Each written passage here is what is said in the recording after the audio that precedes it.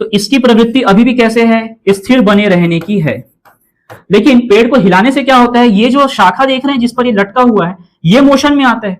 तो अब देखिए ये वहीं का वहीं बना है और ये क्या होता है, हिलने के कारण ये आगे बढ़ जाता है।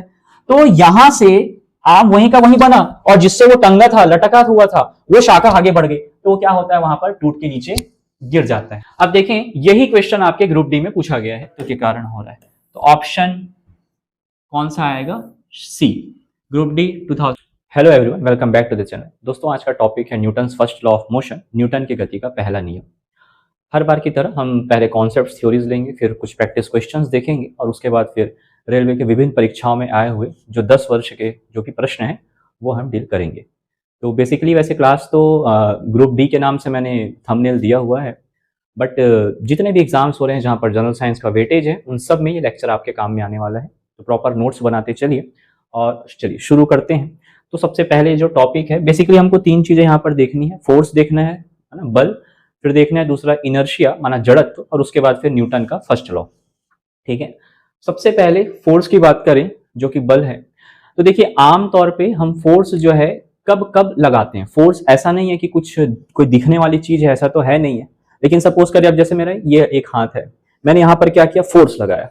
तो फोर्स लगाया तो मोटे तौर पे आमतौर पे हम क्या बोलते हैं कि मैंने ताकत लगाया। ठीक है, एक लेमैन लैंग्वेज की बात कर रहे हैं, आम आदमी इसी तरीके से हम कहते हैं। तो जब मैंने ताकत लगाया तो इस पर प्रभाव क्या हुआ, ये गति में आ गया। पहले ये स्थिर अवस्था में था, ताकत लगाने से क्या हुआ, ये गतिमान अवस्था में आ गया। मतलब फोर्स अप्लाई करने से ऑब्जेक्ट जो कि रेस्ट में था वो मोशन में आ गया। तो ऐसे ही हम किन किन परिस्थितियों में कह सकते हैं, ठीक है, कि हमने बल लगाया है।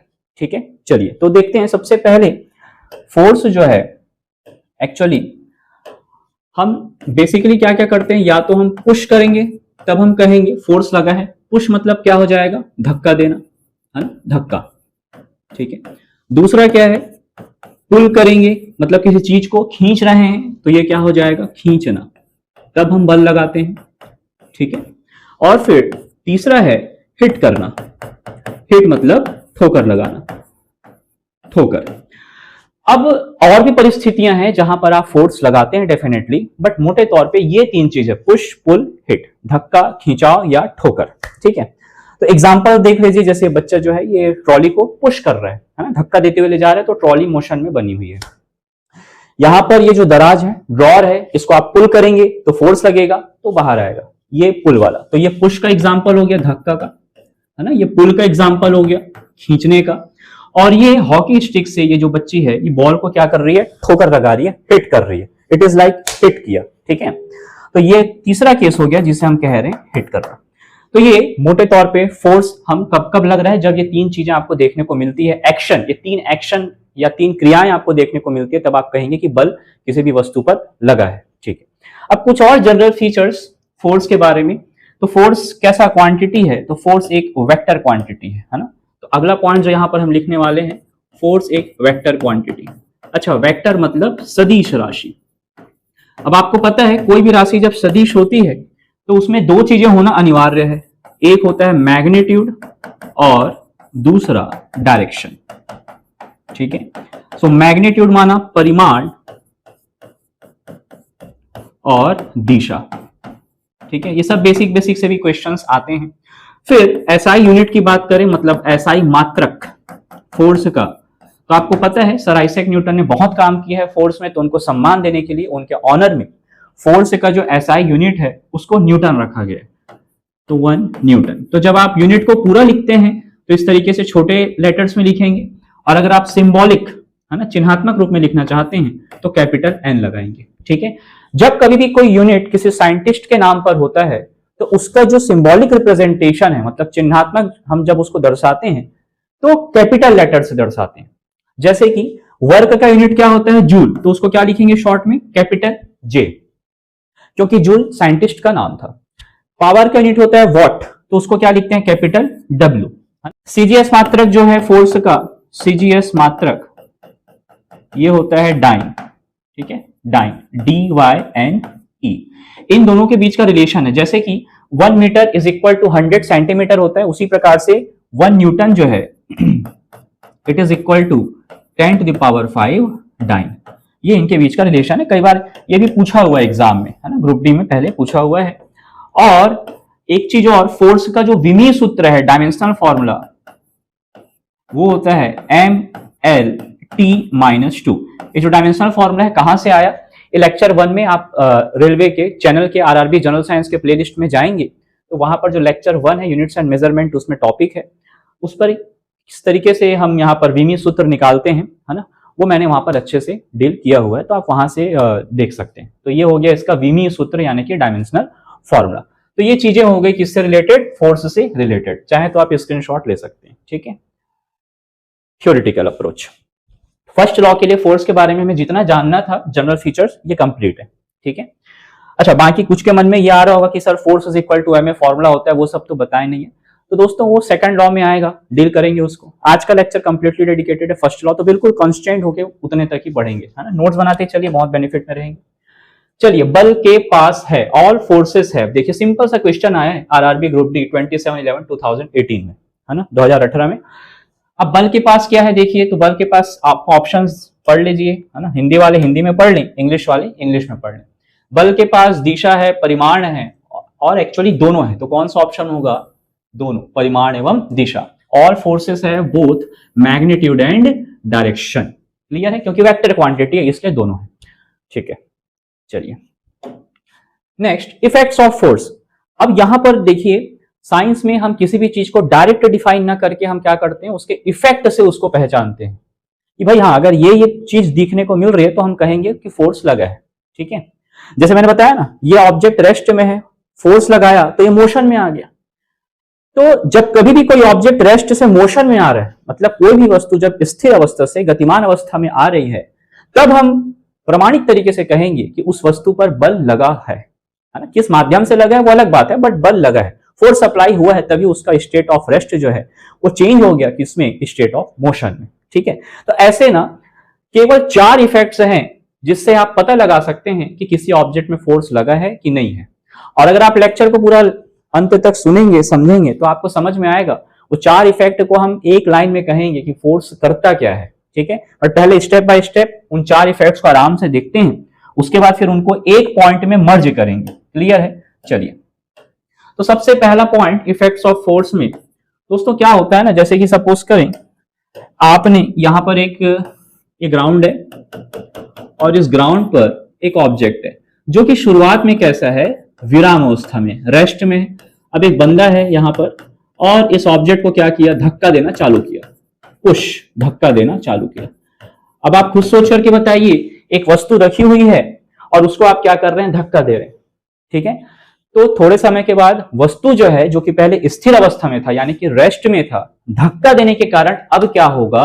वो गतिमान अवस्था में आएगा, मतलब अब वो स्थिर अवस्था में नहीं रहेगा, उसको रफ्तार पकड़ने लगेगा। और जैसे जैसे आप फिर ताकत ज्यादा लगाते रहेंगे उसकी रफ्तार भी बढ़ते रहेगी।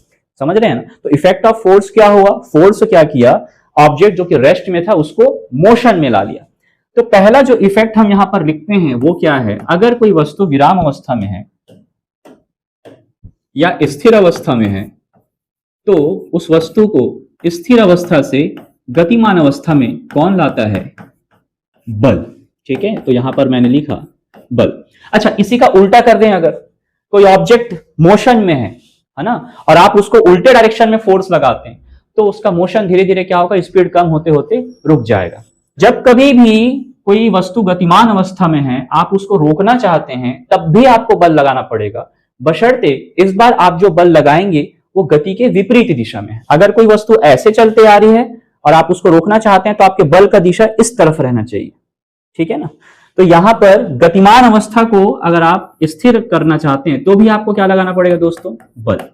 तो फॉर इंग्लिश मीडियम एस्पिरेंट्स, स्थिर मतलब क्या हो गया? रेस्ट, और गतिमान अवस्था मतलब क्या हो गया? Object in motion. और बल मतलब तो दोस्तों आप जानते ही हैं फ्रेंड्स, है ना, क्या होगा? फोर्स। तो किसी भी ऑब्जेक्ट को रेस्ट से मोशन में लाना है तो आपको फोर्स अप्लाई करना पड़ेगा, वेरी कॉमन सेंस है। और कोई चीज चलती हुई आ रही है, उसको अगर आप रोकना चाहते हैं तो भी आपको फोर्स लगाना पड़ेगा। क्लियर है ना? बट डिफरेंस क्या है? जब कोई चीज चलती हुई आ रही है और आप उसको रोकना चाहते हैं तो फोर्स जो है उसके मोशन के डायरेक्शन के ऑपोजिट लगेगा, है ना। इफेक्ट्स को मैं नंबरिंग कर देता हूं। This is effect number 1। चलिए, अब इफेक्ट 2 क्या हो रहा है दोस्तों? देखें, अब सपोज करें कि कोई ऑब्जेक्ट ऑलरेडी चल रहा है, जैसे साइकिल आप चला रहे हैं, और जब आप साइकिल में जो पेडल है उसमें ज्यादा ताकत लगाते हैं, मतलब ज्यादा फोर्स अप्लाई कर रहे हैं, ज्यादा बल आप उस पर आरोपित कर रहे हैं, तो जो साइकिल की चाल है उसमें क्या होगी, बढ़ोतरी होगी, मतलब साइकिल की स्पीड डेफिनेटली बढ़ते जाएगी, क्योंकि आप पेडलिंग का फोर्स बढ़ाते जा रहे हैं, है ना। तो क्या होता है, फोर्स जो है, अच्छा स्पीड बढ़ रहा है मतलब स्पीड चेंज हो रहा है। इसी प्रकार से अगर साइकिलिंग आप कर रहे हैं, ब्रेक लगाते हैं तो भी आपने फोर्स लगाया, बट अब स्पीड क्या हो जाएगी, कम होगी। तो फोर्स स्पीड बढ़ा भी सकता है, फोर्स स्पीड कम भी कर सकता है। ये बिल्कुल फर्स्ट पॉइंट का ही एक्चुअल में देखा जाए तो ये सेकंड तरीका, second way of saying the first line, है ना। पहले ही लाइन को हमने कहा है बट ये तरीका बदल दिया बस। तो किसी भी वस्तु की चाल में अगर आपको परिवर्तन करना है तो आपको बल लगाना पड़ेगा। अब क्या है, यदि बल की दिशा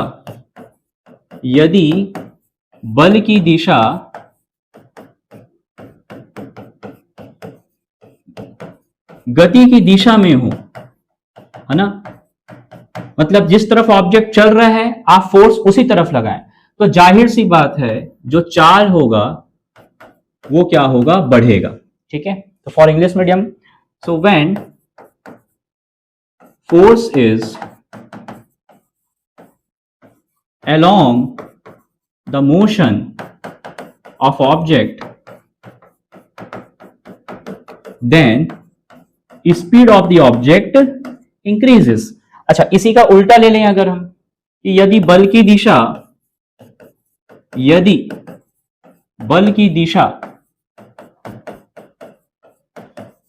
गति के विपरीत हो तो चाल यानी रफ्तार क्या होगा, कम होगा। If the direction of force, if force is opposite to direction of motion,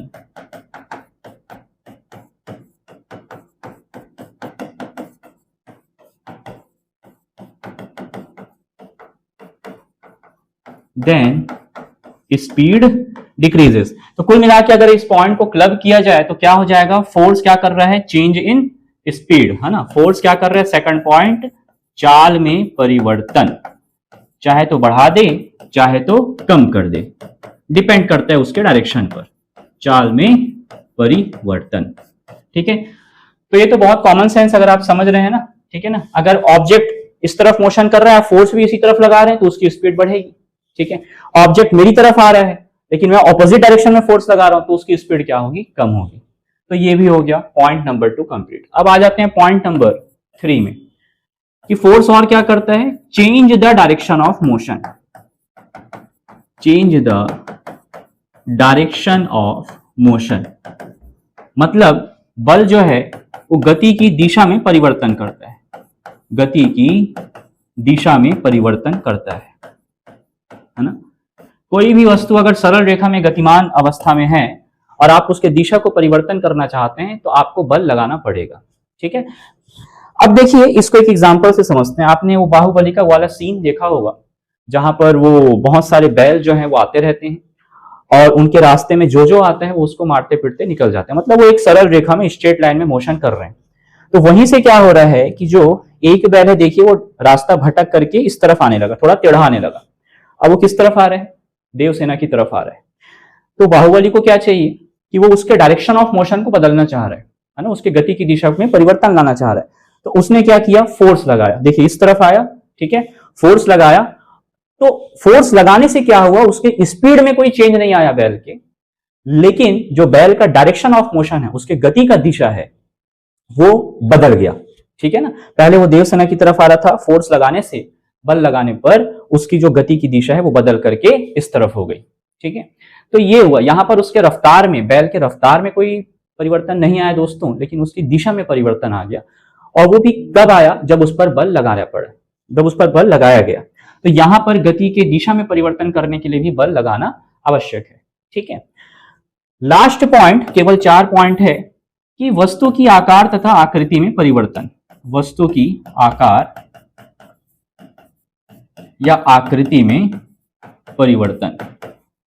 तो बल और क्या करता है, वस्तु की आकार और आकृति में परिवर्तन करता है। ठीक है, so force changes the changes the shape or size of the object। Clear है ना? ठीक है।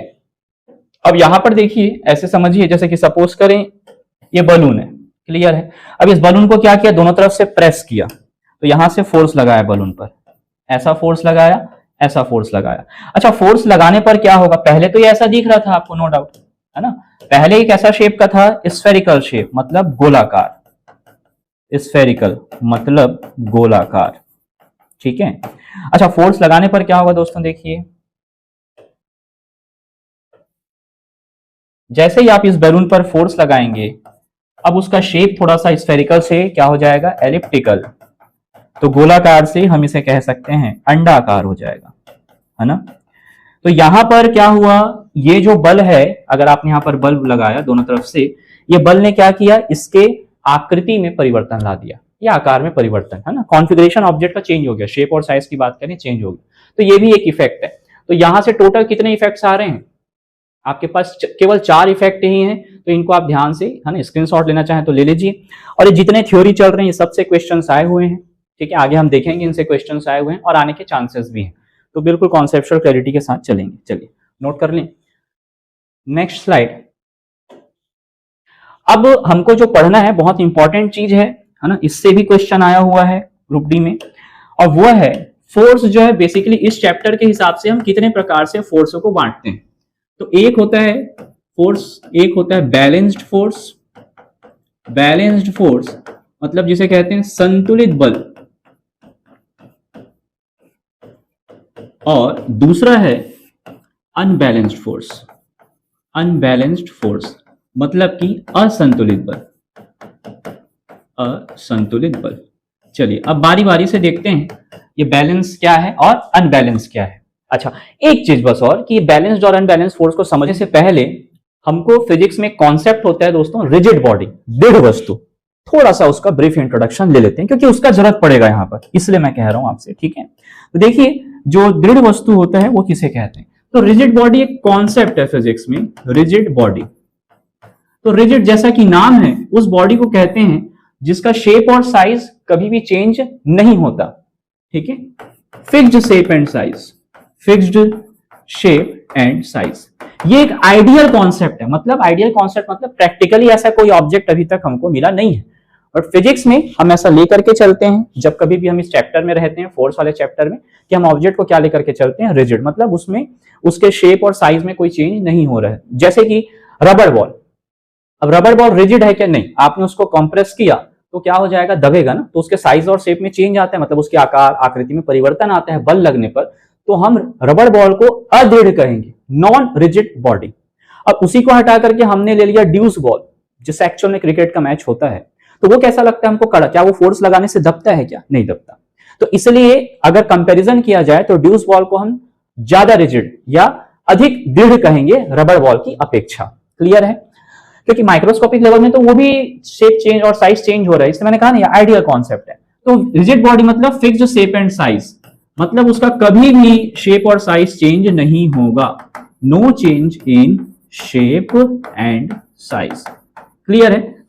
चलिए इसको हिंदी में भी देख लीजिए। दृढ़ वस्तु ऐसी वस्तु, आकार आकृति में कोई परिवर्तन नहीं, जिसकी आकार आकृति कैसी हो? अपरिवर्ती, अपरिवर्ती।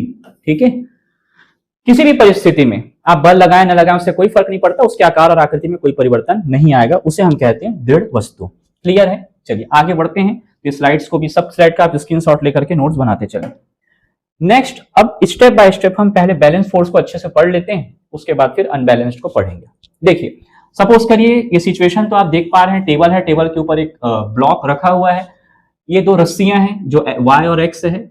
मान लिया इस रस्सी पर फोर्स लग रहा है F2 और इस रस्सी से फोर्स लग रहा है F1।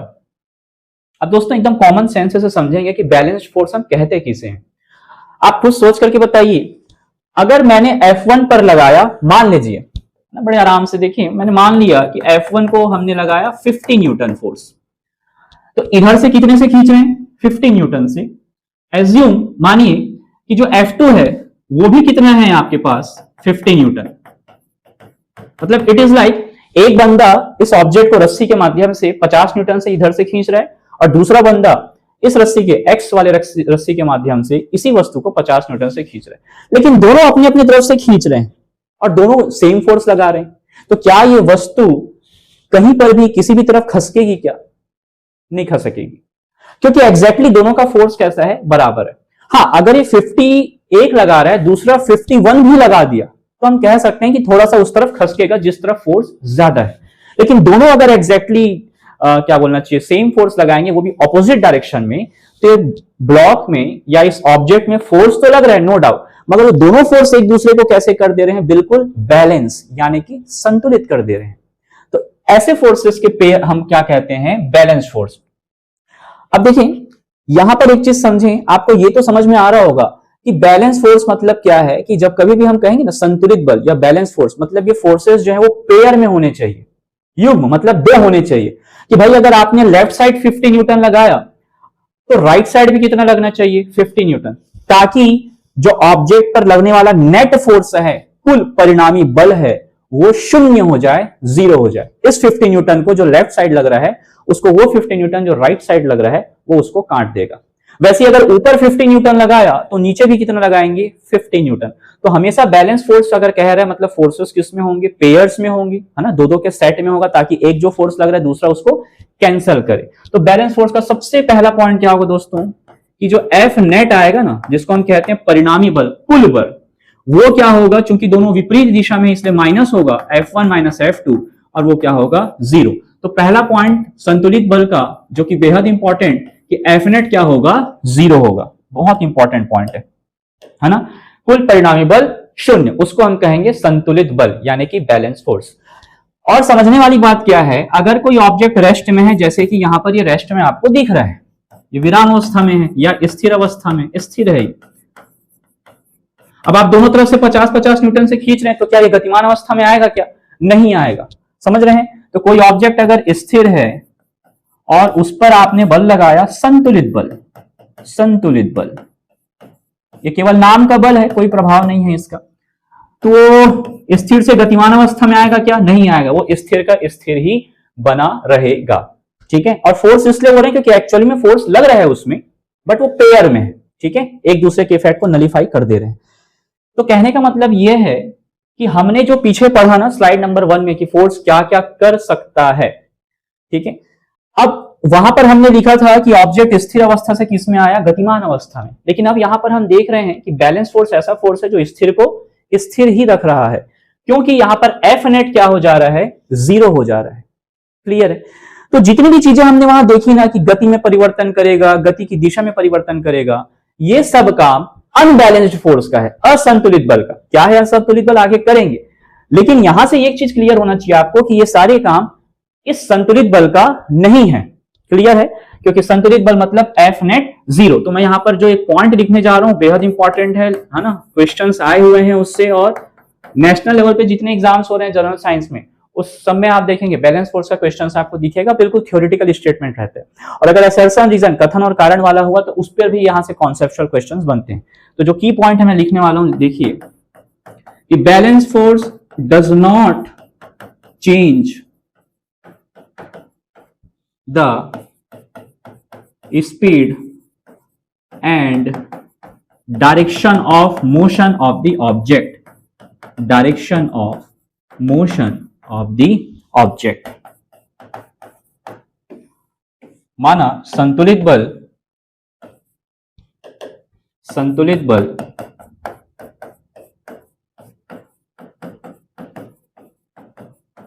वस्तु की चाल और उसकी गति की दिशा में, उसकी गति की दिशा में कोई परिवर्तन नहीं करता,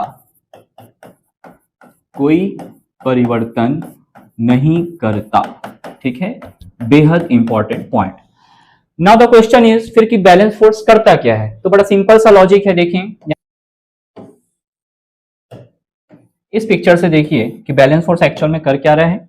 ठीक है, यहां पर अब जैसे बलून की बात करें, पिछले एग्जांपल्स मैंने दिखाया, सपोज करें यहां से फोर्स लगा 100 न्यूटन और यहां से भी फोर्स कितना लगा 100 न्यूटन, तो नेट फोर्स इस पर कितना आ गया 0। नेट फोर्स कितना आ गया दोस्तों 0, मतलब बैलेंस फोर्स लगा ना यहाँ पर, नेट फोर्स 0 आ गया मतलब। बट ये फोर्स क्या कर रहा है, ना इसका स्पीड चेंज कर रहा है ना कुछ चेंज कर रहा है, मतलब पहले भी ये रेस्ट में था, फोर्स लगाने के बाद भी रेस्ट में ही है, लेकिन इसका शेप क्या हो गया, चेंज हो गया। ठीक है, तो यहां से कॉन्सेप्ट क्या निकल करके आ रहा है कि बैलेंस फोर्स शेप को चेंज कर देता है, ये कॉन्सेप्ट है। और ये असर्शन रीजन का भी क्वेश्चन यहां से बनता है, माना संतुलित बल वस्तु की आकार या आकृति जो भी है उसमें परिवर्तन लाता है। समझ में आ रहा है? अब देखें, लेकिन और एक चीज, क्या ये रिजिड बॉडी हो सकता है क्या, इसका शेप चेंज हो गया तो? नहीं हो सकता, यही हमने पढ़ा ना, जिसका शेप चेंज हो जाए वो रिजिड नहीं है, नॉन रिजिड है, अदृढ़ है। तो कहने का मतलब ये ऑब्जेक्ट कैसा होना चाहिए अगर शेप चेंज हो रहा है तो? नॉन रिजिड होना चाहिए, माना अदृढ़। तो यहां से लिखेंगे balance force changes the, balanced force changes the shape और size of the object, shape और साइज ऑफ द ऑब्जेक्ट। और अगर आप इस लाइन में और जोर देना चाहते हैं तो ओनली लगाइए, ओनली चेंजेस द, है ना, ओनली लगा कर ही चलिए, इंपॉर्टेंट है ओनली। ठीक है, तो संतुलित बल केवल और केवल, संतुलित बल केवल वस्तु की आकार में परिवर्तन लाता है, में परिवर्तन लाता है। अगर वस्तु दृढ़ है, माना रिजिड है, तो बैलेंस फोर्स उसका कुछ नहीं कर सकता। तो कंक्लूजन ये निकल रहा है इस स्लाइड का कि बैलेंस फोर्स जो है ऑब्जेक्ट के स्पीड में या उसके डायरेक्शन में कोई चेंज नहीं करेगा, केवल ऑब्जेक्ट के शेप और साइज में ही चेंजेस लाएगा, और वो भी कब, जब ऑब्जेक्ट नॉन रिजिड हो, अदृढ़ वस्तु हो। चलिए आगे बढ़ते हैं। एक छोटा सा कॉन्सेप्ट है यहां पर कि किस तरीके से फ्रिक्शन बैलेंस करता है एक्सटर्नल फोर्स को, ये पिक्चर से समझेंगे। तो घर्षण, फ्रिक्शन माना घर्षण, उसका एक संक्षिप्त परिचय इस स्लाइड में है। देखिए एक बड़ा सा बॉक्स दिख रहा है, ये जमीन है, ग्राउंड है, और यहाँ पर ऑब्जेक्ट रखा हुआ है। इसको क्या कर रहे हैं दो लोग मिलकर के धक्का दे रहे हैं, तो जाहिर सी बात है जो फोर्स इस पर अप्लाई किया जा रहा है, जो बाहर से फोर्स लग रहा है वो किस तरफ लग रहा है, राइट साइड। मान लिया मैंने कि ये फोर्स लगाया इन्होंने 50 न्यूटन, एक एग्जांपल के लिए मैं कह रहा हूं। तो क्या हो रहा है, आप किसी भी कोई भारी वस्तु अगर जमीन पर रखी हुई है, अगर आप उस पर बल लगाते हैं तो क्या वो तुरंत खसकना चालू हो जाती है क्या? नहीं, आप देखते हैं कि थोड़ा सा बल और बढ़ाएंगे, हो सकता है तब भी ना खसके, थोड़ा सा बल और बढ़ाया, ज्यादा बल लगाया, तब जाकर के वो खसकना चालू हो जाता है। और एक बार अगर उसकी गति चालू हो गई, फिर आपको उतना बल नहीं लगाना पड़ता जितना कि आपने शुरू में लगाया था। क्लियर है ना? इस सब का कारण इस स्लाइड में आपको क्लियर होगा। शुरू में जब आप यहां पर बल लगाते हैं तो क्या होता है, इस वस्तु की प्रवृत्ति क्या है, आगे जाने की है ना। इट इज लाइक, ये जमीन है, देखिए मेरा ये वाला हाथ क्या है, जमीन है, और इसके ऊपर मैंने क्या रख दिया है, एक ऑब्जेक्ट रखा, ये रिमोट को रखा। अब जब मैं इसको खसका रहा हूं तो इसका टेंडेंसी, जो मैं फोर्स लगा रहा हूं उसके कारण आगे खसकने का है, मगर इसके सरफेस, सतह और जमीन की सतह के बीच क्या लगेगा, घर्षण, फ्रिक्शन कहते हैं। तो घर्षण हमेशा क्या करता है, जिस तरफ वस्तु की प्रवृत्ति है खसकने की, उसके विपरीत दिशा में बल लगाता है। जैसे ऑब्जेक्ट की टेंडेंसी अगर इस तरफ, आगे की तरफ खसकने का है ना, तो जहां फ्रिक्शन लगेगा वो किस तरफ लगेगा, पीछे की तरफ लगेगा। मतलब हमेशा जो फ्रिक्शन है वो मोशन को अपोज करेगा, विपरीत दिशा में। जैसे कि यहां पर इस वस्तु की, इस ब्लॉक के खसकने का जो डायरेक्शन है, भाई फोर्स ऐसे लगा रहे, तो इसकी टेंडेंसी क्या है, इसकी प्रवृत्ति क्या है, राइट साइड जाने की। तो दोस्तों फ्रिक्शन किधर लगेगा, वो लेफ्ट साइड। तो जो छोटा एफ लिखा हूं यही आपका क्या है, फ्रिक्शन है। फ्रिक्शन माना घर्षण, क्लियर है ना। और जो ये एफ लिखा है हमने वो क्या है, जो एक्सटर्नल फोर्स ये लगा रहे हैं। अब कोई भी दो सरफेसेस कांटेक्ट में है, वहां पर जो फ्रिक्शन आता है उसका एक मैक्सिमम लिमिट होता है, भाई अधिकतम से अधिकतम इतना घर्षण बल इन दो सतह के बीच में लग सकता है। मैंने मान लिया यहां पर जो फ्रिक्शन मैक्सिमम लगने वाला है, अधिकतम, वो कितना है, 100 न्यूटन। क्लियर? अब इस कहानी को समझेंगे। अभी कितना बल लगाया, 50, ये मैक्सिमम है ना, इतना लग सकता है घर्षण। तो यहां पर घर्षण बल कितना लग जाएगा, 50। ये इसकी खूबी है, अगर आप 50 लगा रहे हैं तो घर्षण कितना लगेगा, 50। तो भाई इनको लगा कि ये तो खसक नहीं रहा, थोड़ा सा और बल बढ़ाना पड़ेगा, तो इनने फोर्स को बढ़ा करके कितना कर दिया, 80 न्यूटन किया। तो फ्रिक्शन कितना लग जाएगा, 80 न्यूटन। फिर इनने बढ़ाते बढ़ाते कितना कर दिया, 100 न्यूटन। अब फ्रिक्शन फोर्स कितना लग जाएगा, 100 न्यूटन। ठीक है, अब यहां तक समझेंगे। देखिएगा मैं यहां पर ब्लॉक बना रहा हूं, अगर यहां से कैपिटल एफ लगता है 80 न्यूटन, तो यहां पर दोस्तों फ्रिक्शन कितना लग जाएगा, 80 न्यूटन। क्लियर है? दूसरा केस देखें, यहां पर अगर यहां पर आपने एक्सटर्नल फोर्स, दो लोग जो धक्का दे रहे हैं उन्होंने अपना फोर्स बढ़ा करके कितना कर दिया 100 न्यूटन, तो घर्षण अधिकतम कितना लग सकता है 100 न्यूटन अधिकतम, उसका सामर्थ्य मैक्सिमम पोटेंशियल कितना फोर्स लगा सकता है फ्रिक्शन 100। तब ये खसकेगा क्या, क्यों बताइए, खसकेगा कि नहीं खसकेगा, नहीं खसकेगा। यहां पर नेट फोर्स कितना हो जाएगा देखेंगे इस वाले केस में, एफ नेट कितना होगा 80 न्यूटन राइट साइड लग रहा है और ये फ्रिक्शन के कारण 80 न्यूटन लेफ्ट साइड। तो जब कभी भी दो फोर्सेस अपोजिट डायरेक्शन में लगते हैं तो जो नेट फोर्स है परिणामी बल वो कैसे निकालते हैं F1 माइनस F2, मतलब 80 न्यूटन माइनस 80 न्यूटन। तो दोस्तों कितना आ गया F नेट 0। अब कुल परिणामी बल कितना हो गया 0, मतलब कि ये कैसा फोर्स हो गया यहां पर बैलेंस्ड फोर्स, कैसा फोर्स हो गया बैलेंस फोर्स। मतलब आप जो फोर्स लगा रहे हैं उसको ये फ्रिक्शन क्या कर दे रहा है, बैलेंस कर दे रहा है, संतुलित कर दे रहा है और इसका कुल परिणामी बल 0 कर दे रहा है, इसलिए वस्तु खसकना चालू नहीं हुई, स्थिर की स्थिर बनी हुई है। तो किसी भी चीज को आप खसकाने की पहले कोशिश कर रहे हैं तो एकदम से मोशन में नहीं आता बिकॉज ऑफ फ्रिक्शन।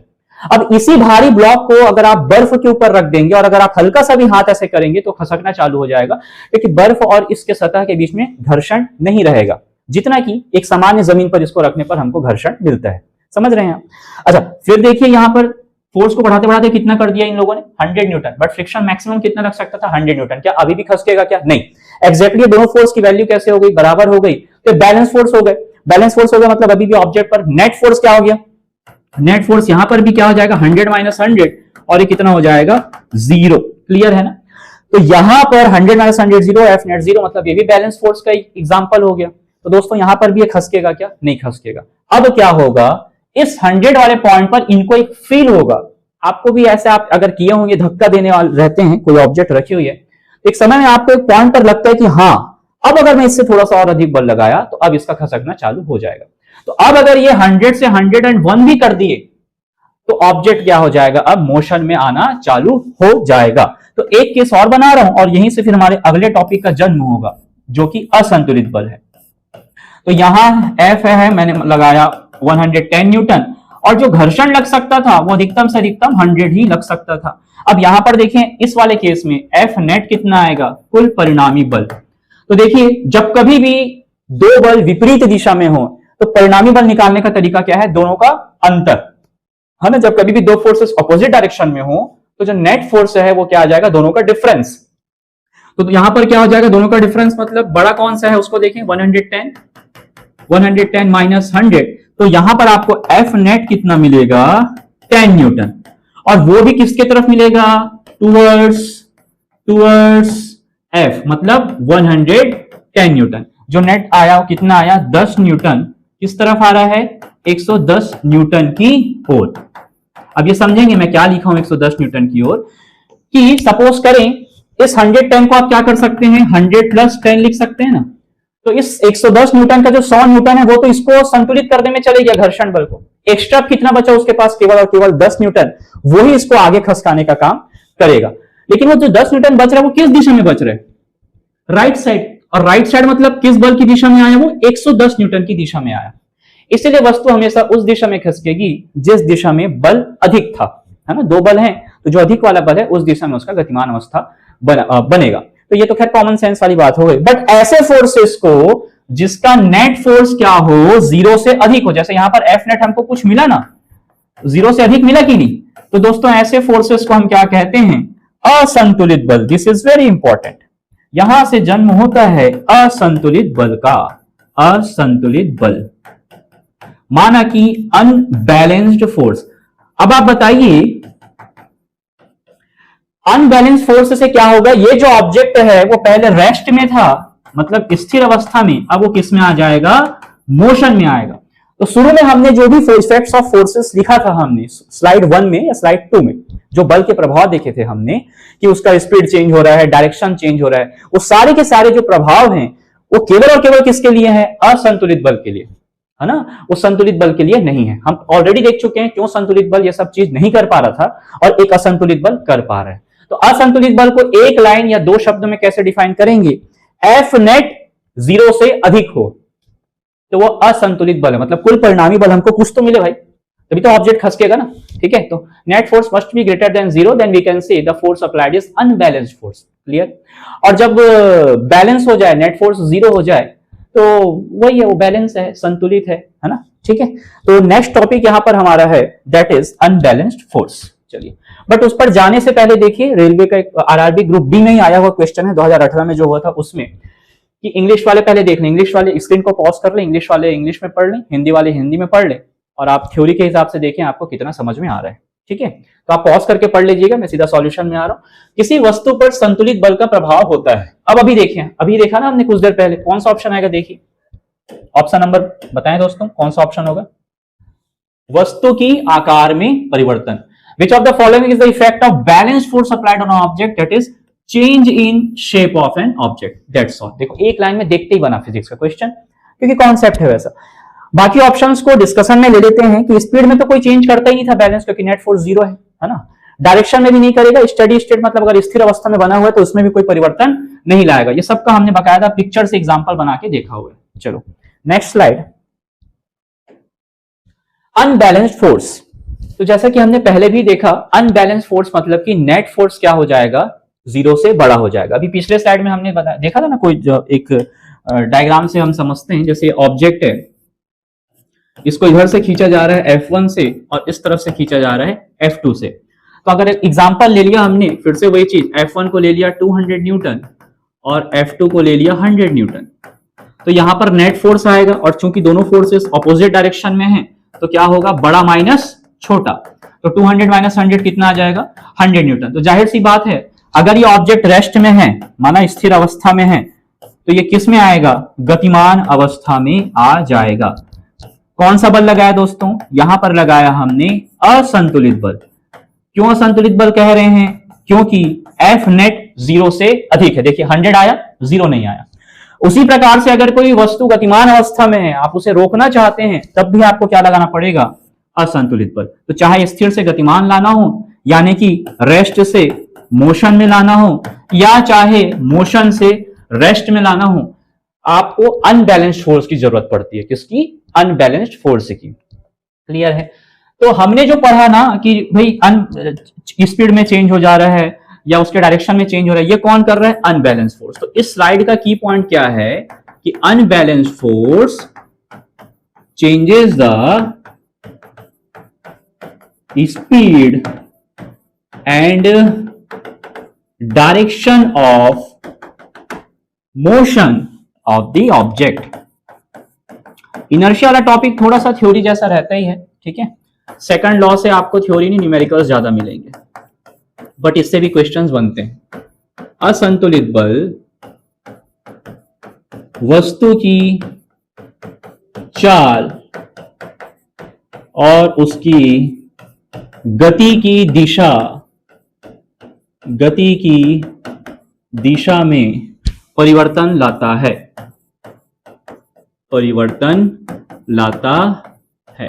क्लियर है।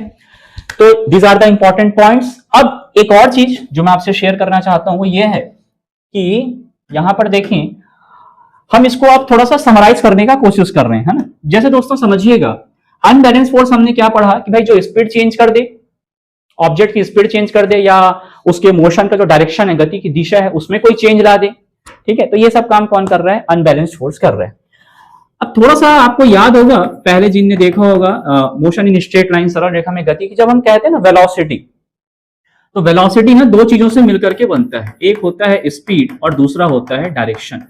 मतलब कि वेग माना क्या हो गया यहां पर, वेग, तो एक होगा स्पीड मतलब चाल, जिसे रफ्तार कहते हैं, जो कि आपकी गाड़ी का स्पीडोमीटर दर्शाता है, और दूसरा क्या हो जाएगा, दिशा।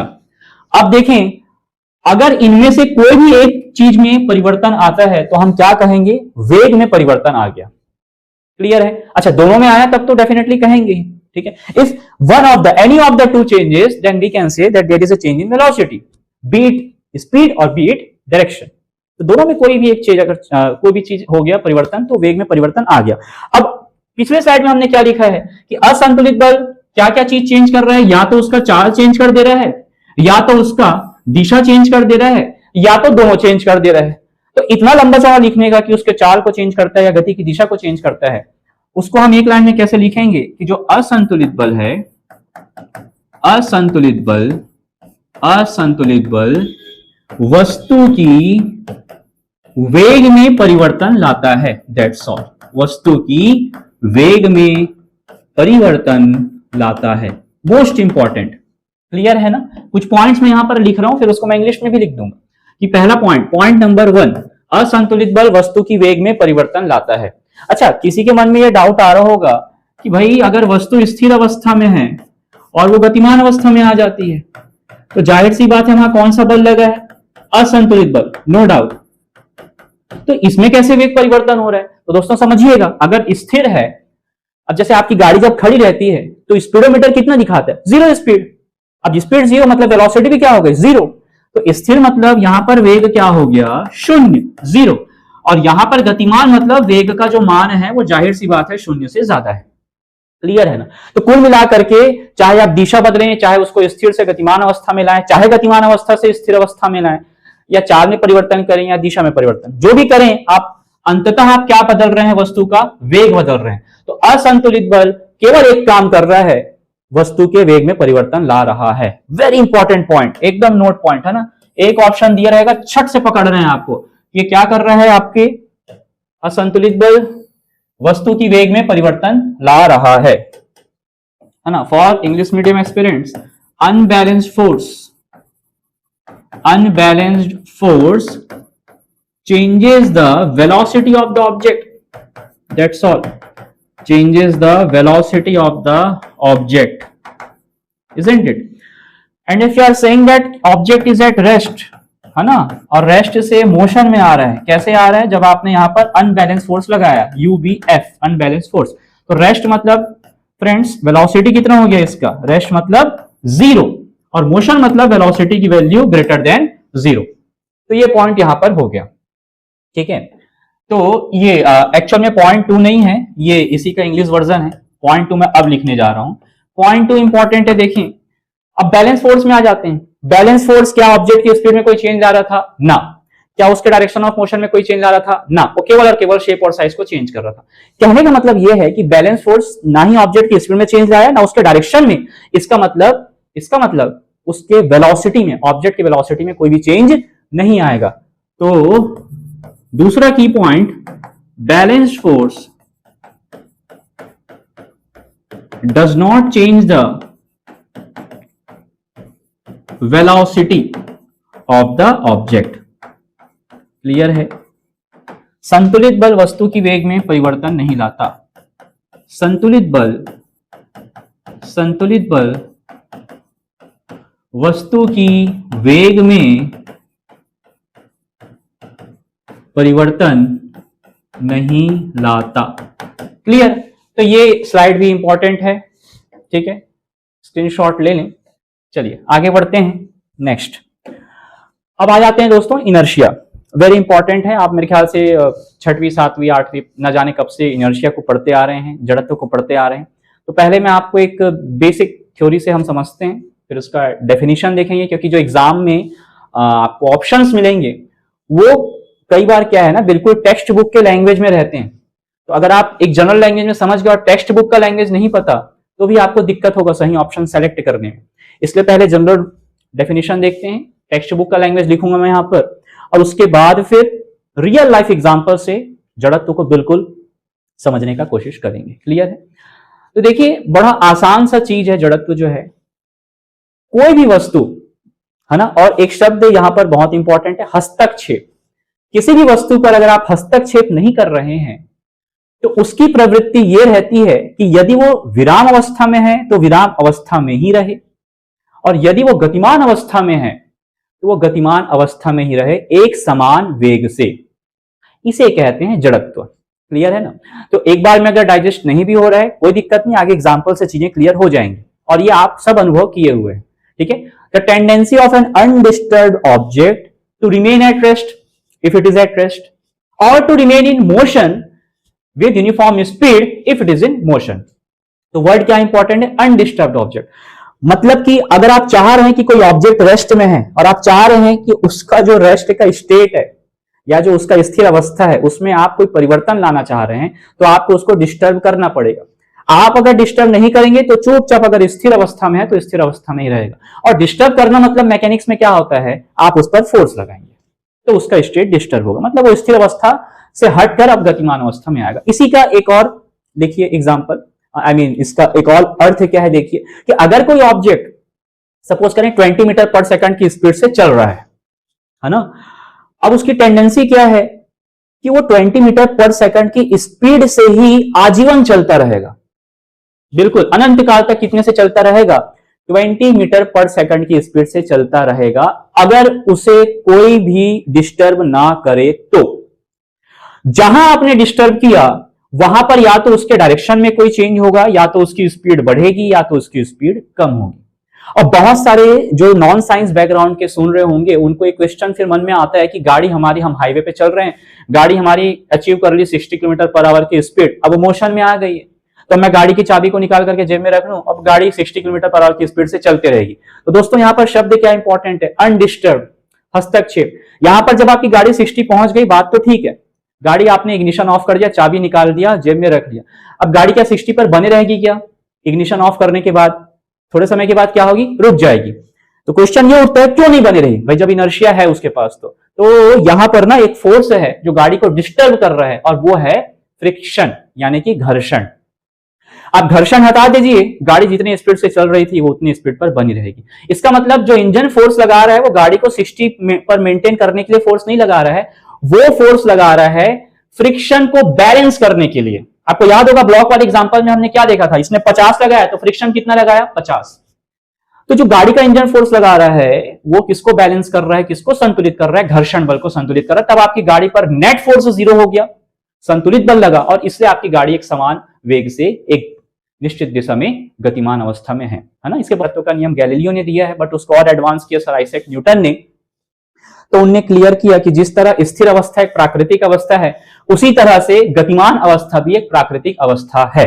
ठीक है, वस्तु गति। तो यहां पर मैं अब टेक्स्ट बुक का डेफिनेशन लिख देता हूं।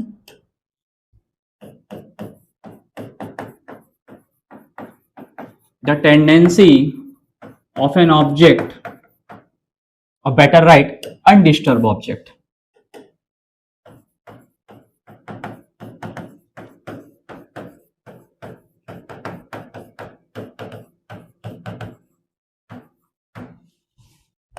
to stay at rest or to move in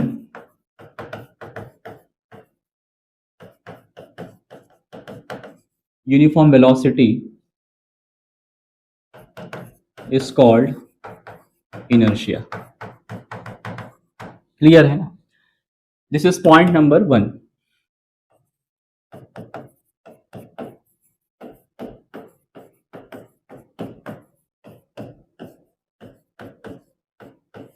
कोई भी वस्तु की प्रवृत्ति जिसके कारण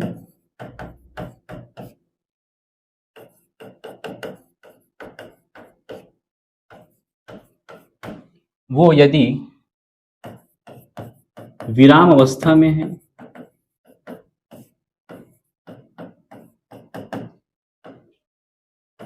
तो उसी अवस्था में बनी रहती है,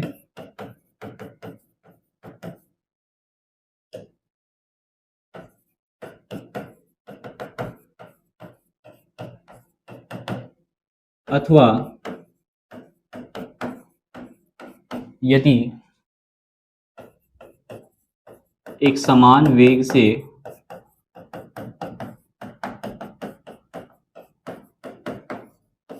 गतिमान अवस्था में है तो उसी में बने रहना चाहती है।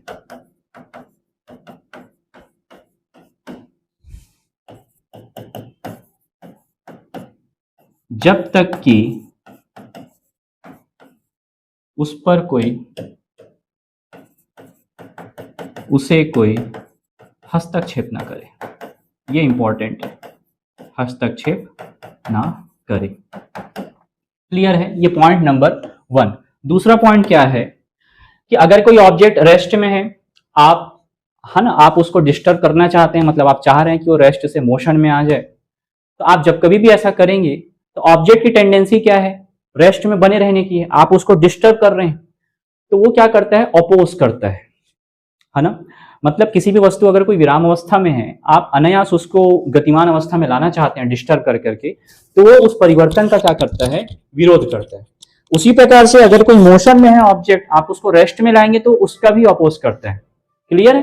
तो ये पॉइंट्स हैं। तो यहां पर क्या हो रहा है कि इनर्शिया को और कैसे डिफाइन करते हैं, resistance against change in state, है ना, वन लाइन डेफिनेशन। ये सब कीवर्ड्स हैं जो कि एग्जाम में पूछे जा सकते हैं।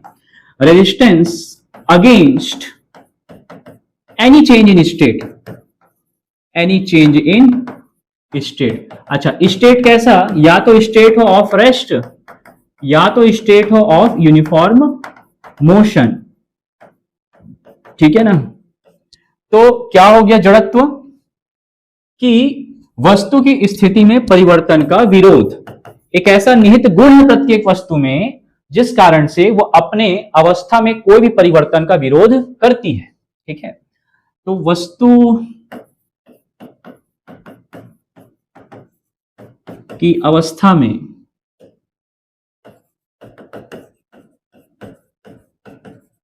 परिवर्तन का विरोध। ठीक है, अवस्था की बात करें तो अवस्था कौन कौन सी है, एक है स्थिर अवस्था, या तो दूसरी अवस्था क्या हो सकती है, एक समान वेग की अवस्था।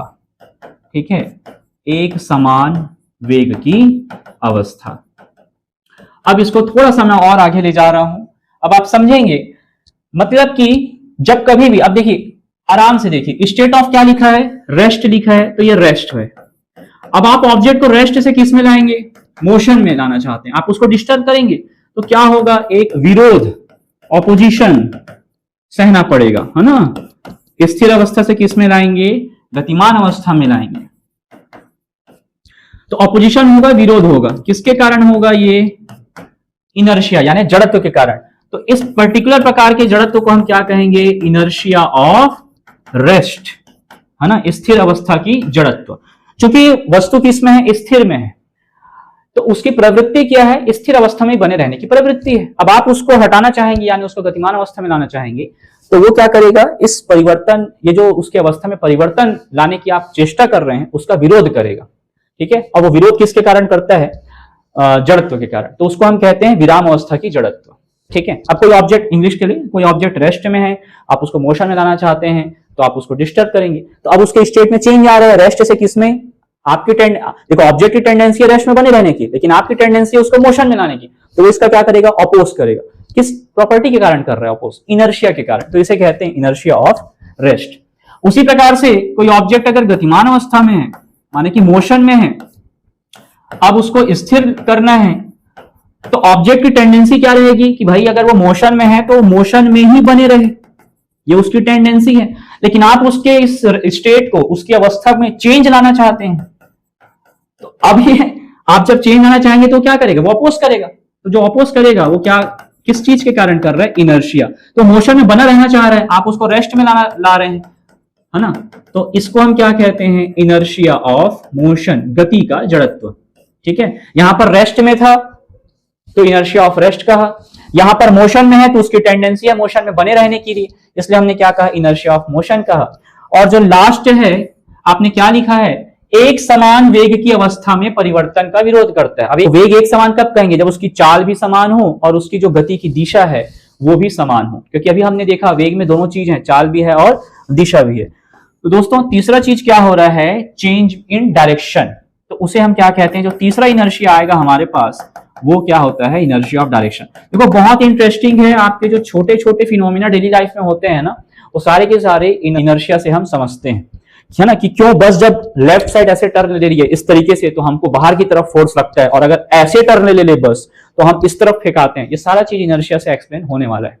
तो इनर्शिया ऑफ डायरेक्शन मतलब क्या हो रहा है कि अगर कोई ऑब्जेक्ट किसी स्ट्रेट लाइन में एक पर्टिकुलर डायरेक्शन में जा रहा है और अगर आप उसके डायरेक्शन में चेंज लाने का कोशिश करते हैं तो उसका ऑपोजिशन या उसका अपोज करेगा, है ना। कोई वस्तु एक निश्चित दिशा में अगर गतिमान अवस्था में है और अगर आप उसके दिशा में परिवर्तन करेंगे तो वो उस चीज का विरोध करती है। मतलब वस्तु की प्रवृत्ति ये रहती है कि वो जिस दिशा में चल रही है उसी दिशा में चलती रहे या बनी रहे।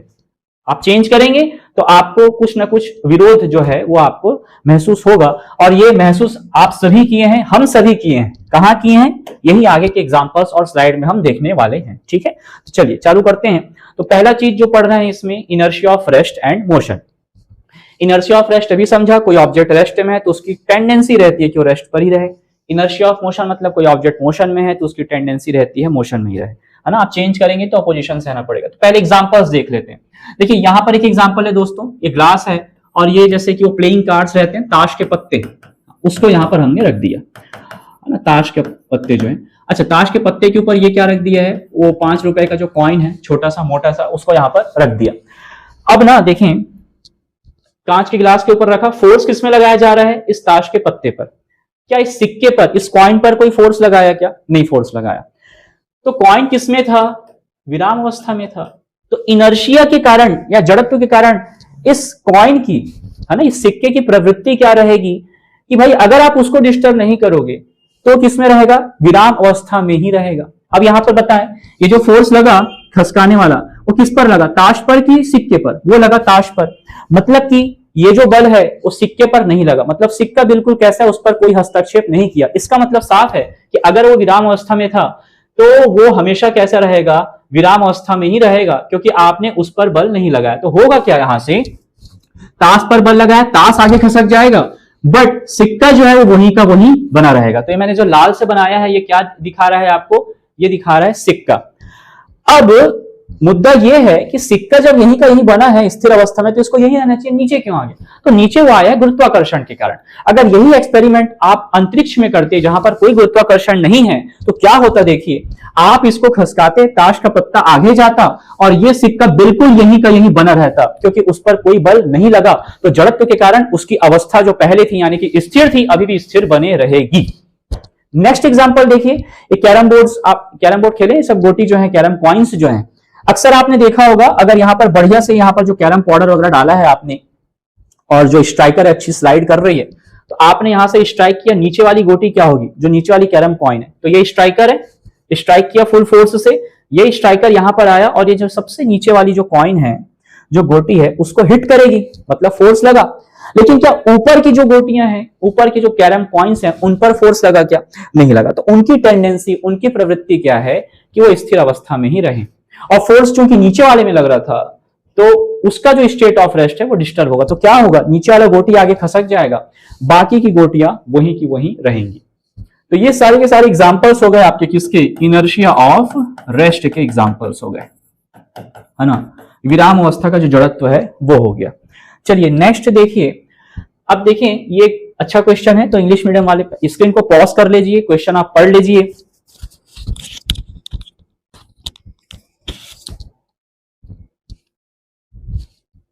हाँ, अब देखते हैं यहां पर, तो क्वेश्चन में दो चीज बोल रहा है कि यहां पर ये बस है, ठीक है, पैसेंजर है, एक पैसेंजर यहां बैठी हुई है और एक पैसेंजर यहां पर खड़ा हुआ है। तो दो चीजें यहां पर देखने को मिलती है, आपने भी फील किया होगा कि अगर बस रेस्ट में है, रुकी हुई है, अचानक से एक्सेलरेट होता है, मतलब ड्राइवर ने एकदम से एक्सेलरेशन दे दिया, तो आपको पीछे की तरफ फोर्स लगता है, मतलब बस अचानक से चालू होकर अगर बढ़ने लगती है तो आपको पीछे की तरफ फोर्स फील होगा, है ना। यह आप सबने अनुभव किया होगा। उसी प्रकार से जब बस अचानक से रुक जाए, एकदम एकदम अचानक से रुक जाए, ब्रेक लगा दे, भाई गाड़ी के सामने कोई आ गया अचानक से, तुरंत ब्रेक लगा, तो तुरंत ब्रेक लगने पर क्या होता है? हमें आगे की तरफ धक्का महसूस होता है। तो दोनों चीज को हम जड़त्व के नियम से समझने वाले हैं, पेशेंस के साथ देखिए। 9वीं में भी रहता है, क्लास 9 के तो सिलेबस है ऐसे भी, ग्रुप डी वगैरह का, या रेलवे में जो साइंस आता है उसका। तो देखिए दोस्तों, सबसे पहले समझते हैं कि इनर्शिया ऑफ रेस्ट को, अगर आप एक को भी समझ गए दूसरा समझ जाएंगे। सपोज करें कि बस पहले इनर्शिया ऑफ रेस्ट को समझ रहे हैं, मतलब बस शुरू में कैसी है? रेस्ट में है, विराम अवस्था में। बस कैसी है? स्थिर अवस्था। क्लियर है। अब चूंकि बस रेस्ट में है, तो ये जो पैसेंजर्स हैं उनका भी बॉडी रेस्ट में है। बिल्कुल, यहां तक बात समझ में आ गई। अब होता क्या है, बस ड्राइवर ने अचानक से एक्सेलरेशन दे दिया। अब समझेंगे क्या होगा। ये जो इसका शूज है, मतलब जनरली बॉडी का जो लोअर पोर्शन है, ये किसके कांटेक्ट में है? बस के कांटेक्ट में है। तो जैसे ही बस आगे बढ़ेगी, तो ये जो पैर है जो कि बस के फ्लोर के कांटेक्ट में है, वो क्या होगा दोस्तों? आगे बढ़ेगा। पैर क्या होगा? आगे बढ़ेगा। बट समझिएगा, इसकी पूरे बॉडी की टेंडेंसी किसमें रहने की है? रेस्ट में। फोर्स कहां पर लग रहा है बस के कारण? पैरों पर। जो जूते और उसके बीच में है उसके कारण, है ना, बस के सतह के बीच में। बट ऊपर की बॉडी की टेंडेंसी क्या है, उसकी रेस्ट में रहने की, है ना, मतलब ऊपर का जो शरीर का ऊपरी भाग है उसके प्रवृत्ति क्या है, स्थिर अवस्था में बने रहने का। बट नीचे का जो हिस्सा है वो चूंकि बस की सतह के संपर्क में है, इसलिए बस के तुरंत आगे बढ़ने पर नीचे का जो पैर वाला हिस्सा है वो तो आगे बढ़ जाता है, मगर पूरे बॉडी की टेंडेंसी कैसी थी रहने की, रेस्ट में रहने की थी। तो नीचे वाला हिस्सा क्या होता है, आगे बढ़ जाता है, और इस वाले की टेंडेंसी अभी भी कैसे है, रेस्ट में ही बने रहने की है।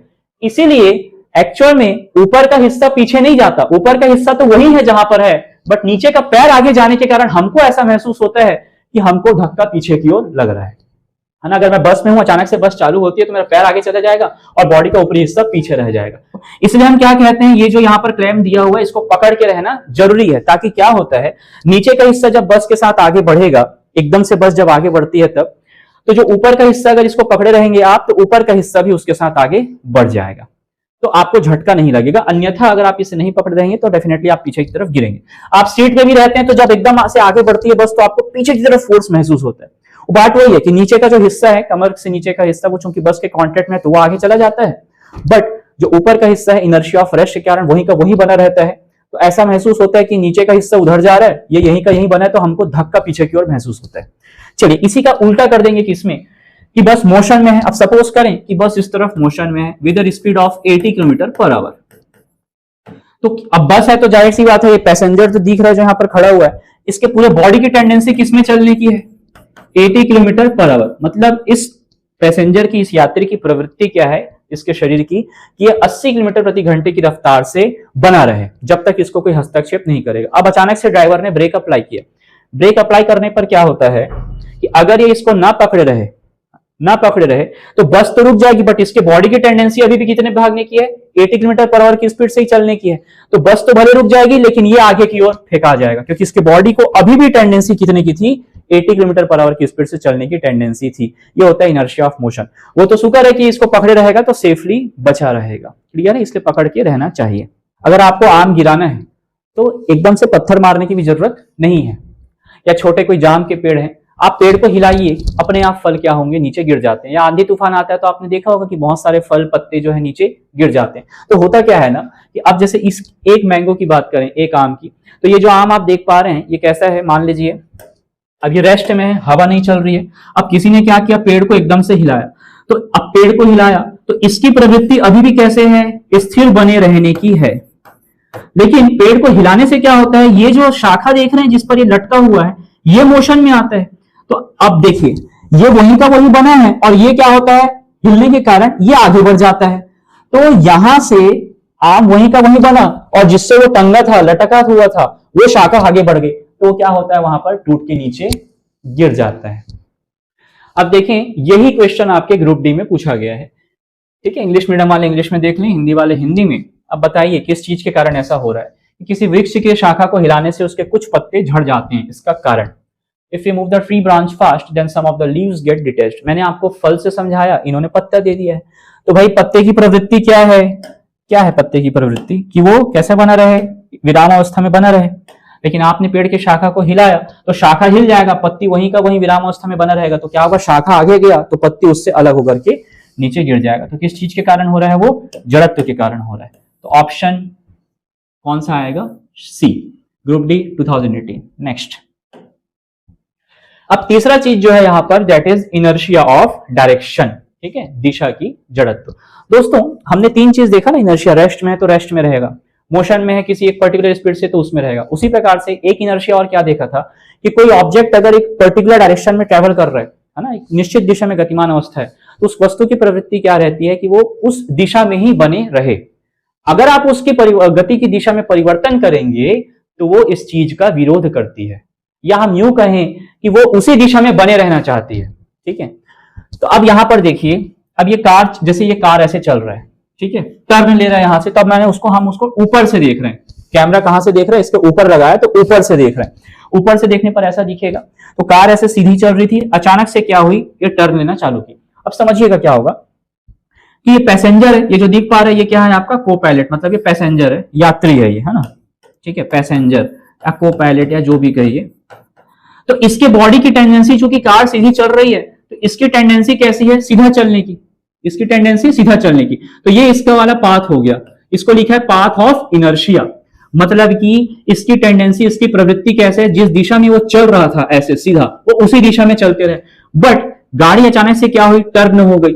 अब क्या हो गया, ये गाड़ी की दिशा हो गई, ये किसकी दिशा हो गई, गाड़ी की। अब जड़त्व के कारण इस यात्री की जो प्रवृत्ति है किस दिशा में चलने की है, इस दिशा में। अब ये उसका वास्तविक दिशा हो गया गति का। जैसे ही गाड़ी ऐसे टर्न लेगी ना, ये जो पैसेंजर है इसमें इधर जाएगा, बट उसको एक फोर्स फील होगा इस तरफ, इनर्शिया के कारण होगा, है ना। ये आपने फील किया होगा। देखिए जब कभी भी आप ऑटो बस कार में बैठते हैं तो ऐसे जा रहे हैं, है ना, मैं ही हूं अगर समझ लीजिए ड्राइवर, तो मैंने क्या किया, गाड़ी को ऐसे टर्न लिया, इस तरीके से ऐसे टर्न लिया। तो मेरे बॉडी का टेंडेंसी कैसा है, सीधा चलने का टेंडेंसी था, बट मैंने लेफ्ट टर्न ले लिया। तो गाड़ी के साथ मैं ऐसा घूमते जाऊंगा, बट टेंडेंसी किस तरफ है जाने की, सीधा जाने की। तो मुझे एक फोर्स फील होता है इस तरफ, मतलब अगर लेफ्ट टर्न ले रहे हैं तो आपको फोर्स राइट की तरफ फील होगा, और अगर आप जा रहे हैं राइट टर्न लेते हैं तो आपको फोर्स फील होगा लेफ्ट की तरफ। क्योंकि जब आप राइट टर्न लेंगे तो आपका स्ट्रेट लाइन वाला जो पाथ था, डायरेक्शन या जिस दिशा में आप चल रहे थे वो ये था, आप मुड़ गए राइट। तो इस राइट के मुड़ने का ये बॉडी क्या करेगा, इनर्शिया के कारण अपोज करेगा, विरोध करेगा, है ना। और उसकी प्रवृत्ति कैसे रहेगी, इसी दिशा में बने रहने की रहेगी। तो भले वो ऐसा मुड़ जाएगा, लेकिन चूंकि उसकी प्रवृत्ति के कारण वो क्या होगा, इसी दिशा की तरफ उसको एक बल महसूस होता है। इसे कहते हैं इनर्शिया ऑफ डायरेक्शन। ठीक है, कि आप जिस स्ट्रेट लाइन पर शुरू में ट्रेवल कर रहे थे, आपकी बॉडी की टेंडेंसी उसी लाइन पर बने रहने की है, इसलिए अगर आप राइट टर्न ले भी लेते हैं तब आपको फोर्स फील होता है इस लाइन की तरफ, जो कि आपका एक्चुअल डायरेक्शन ऑफ मोशन था। ठीक है, तो ये क्या बोलना चाहिए, इनर्शिया ऑफ डायरेक्शन हो गया। चलिए नेक्स्ट, इनर्शिया एंड मास। दोस्तों ये सिंपल सा लॉजिक है कि कोई बच्चा साइकिल चलाते आ रहा है 5 मीटर पर सेकंड की स्पीड से। अब आप क्या करना चाहते हैं कि उसको रोकना चाहते हैं, है ना। तो 5 मीटर पर सेकंड की स्पीड को आप रोक करके कितना करना चाहते हैं, 0। तो भाई बच्चा आ रहा है, वो साइकिल नहीं रहती जो छोटे छोटे चक्के अगल बगल में भी लगाते हैं, तो आपने उसको एक हाथ से रोक दिया बच्चे को। अब बच्चे का ईगो हर्ट हो गया, है ना। अब वो अपने पापा को लाया, अब पापा जी आ रहे हैं उसके ट्रक में, और कितने स्पीड से आ रहे हैं, 5 मीटर पर सेकंड की स्पीड से ही आ रहे हैं। अब आप उसके ट्रक को रोक पाओगे क्या, जैसे बच्चे को रोक दिया, पूरा मोहल्ला में मिल जाए तो ट्रक को रोक नहीं पाएगा। क्यों, समझेंगे इस चीज को, क्योंकि साइकिल का जो मास था वो ट्रक के मास से बहुत कम है। अब समझिएगा इसको। अब साइकिल की टेंडेंसी कितनी थी, 5 मीटर पर सेकंड की स्पीड से चलने की थी, ट्रक की भी टेंडेंसी उतनी ही है 5 मीटर पर सेकंड की स्पीड से चलने की। तो फिर हमने क्या बोला कि अब जब हम उसको टेंडेंसी को, मतलब उसके इनर्शिया ऑफ मोशन को चेंज करना चाहेंगे, मतलब वो मोशन में, उसको रेस्ट में लाना चाहेंगे, तो हम क्या कर रहे हैं, उसके स्टेट को चेंज कर रहे हैं ना। तो वो क्या करेगा, अपोज करेगा, साइकिल भी अपोज करेगा और ट्रक भी अपोज करेगा। लेकिन कौन ज्यादा अपोज कर रहा है, ट्रक। क्यों, क्योंकि ट्रक मास ज्यादा है। तो heavier the mass more will be the inertia. जितना द्रव्यमान ज्यादा होगा उस वस्तु का जो जड़त्व है वो भी अधिक होगा। उसी प्रकार से वही साइकिल अगर रेस्ट में है तो आप उसको मोशन में लाना आसान होगा, है ना, गतिमान अवस्था में लाना, मतलब वो अपनी स्थिति में परिवर्तन का विरोध करेगा मगर आसान होगा। अब वही ट्रक अगर रेस्ट में है, विराम अवस्था में है, अब आप बोलोगे उसको धक्का देके मैं आगे बढ़ा दूं, तो आसान नहीं है, क्योंकि उसका जड़त्व ज्यादा है ट्रक का। वो जिस भी अवस्था में है साइकिल की तुलना में वो उस अवस्था को बनाए रखने में ज्यादा सक्षम है। तो यहां से लॉजिक क्या निकलता है कि मास और इनर्शिया का डायरेक्ट संबंध है। तो जिसका मास यानी कि द्रव्यमान ज्यादा, जिसका मास यानी कि द्रव्यमान अधिक, उसका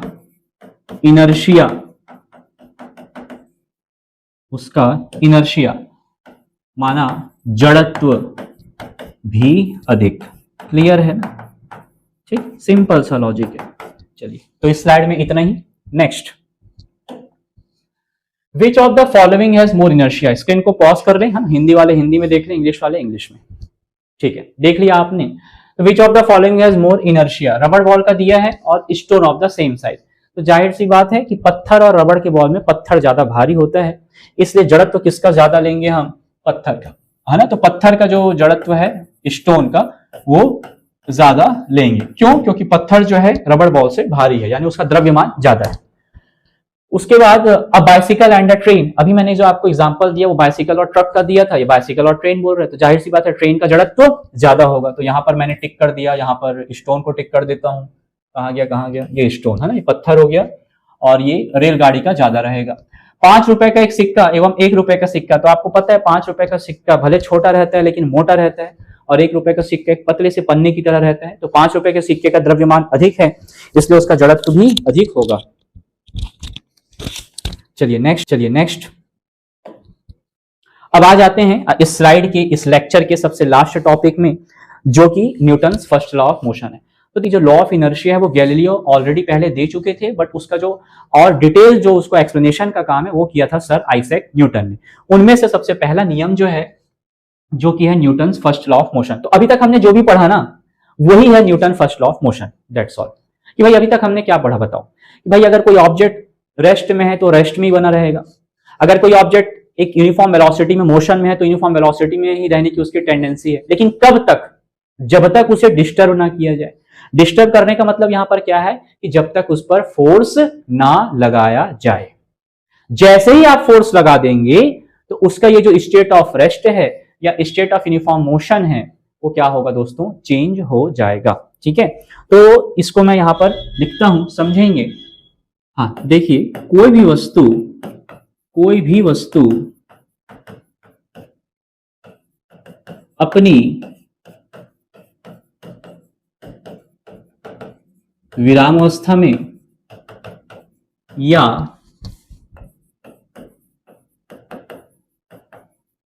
एक समान वेग मतलब उसकी चाल और गति की दिशा दोनों समान होनी चाहिए, है ना, दोनों अपरिवर्ती होनी चाहिए। तो कोई भी वस्तु अपनी विरामावस्था में या एक समान वेग की अवस्था में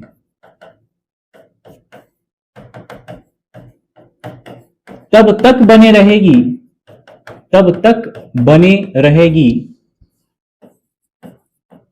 जब तक कि उस पर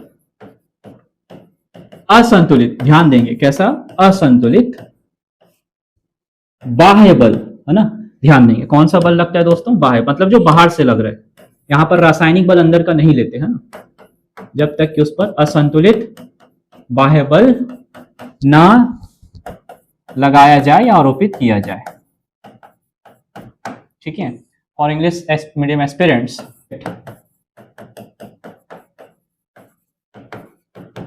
will remain in its state of rest or of uniform velocity